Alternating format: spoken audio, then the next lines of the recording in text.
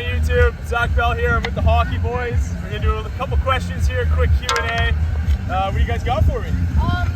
What's your favorite trick shot you've done so far? Favorite trick shot I've done so far? Man, we've done a ton of trick shots now, man. I love them all, but if I had to pick one,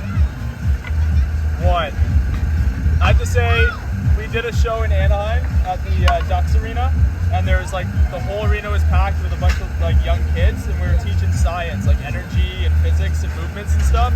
So they had me go out and do a trick shot at center ice, and it was like the loudest thing I've ever heard was that building, just everybody screaming, 15,000 people, and I had to do hockey tricks on skates, right? So, and thankfully we didn't mess up, we got it done, so that was definitely one of the highlight moments. And I think for me, that was sort of before I started performing in front of people, so that was sort of a big point to get over and get comfortable doing what I do in front of people. So that was definitely one of my favorite ones for sure.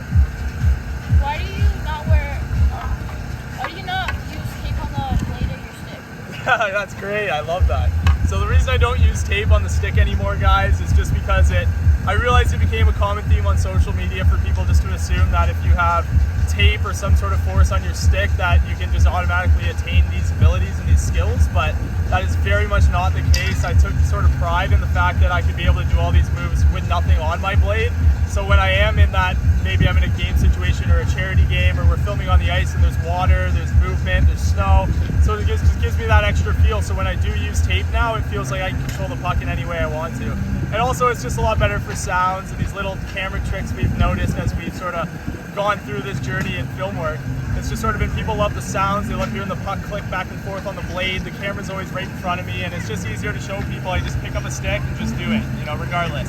So that's sort of something I just pride myself on, was being able to do it and be comfortable without using any tape products or anything as well. So it just sort of gives you a good base. And also, when you're doing these crazy tricks, believe it or not, it's harder when you're using tape, because if you're throwing the puck, everything is in the rotation of the puck when you're doing these moves.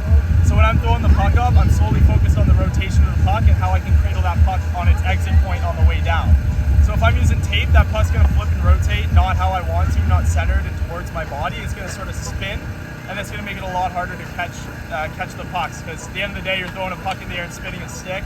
It doesn't matter how good you are, you're not going to get it every time. It's just physics. There's a lot of different variables at play when you do these moves. So I just try to eliminate all external factors where I could mess up, and just sort of make sure we hit those ones when we need to all the time. Because when you're live performing in front of people, the last thing you want to do is just drop the puck and look silly, right? So yeah, it's sort of a personal thing, but now that we've done that, I'm super comfortable without tape, and it's benefited me a ton. So yes, I would still recommend you guys use tape though.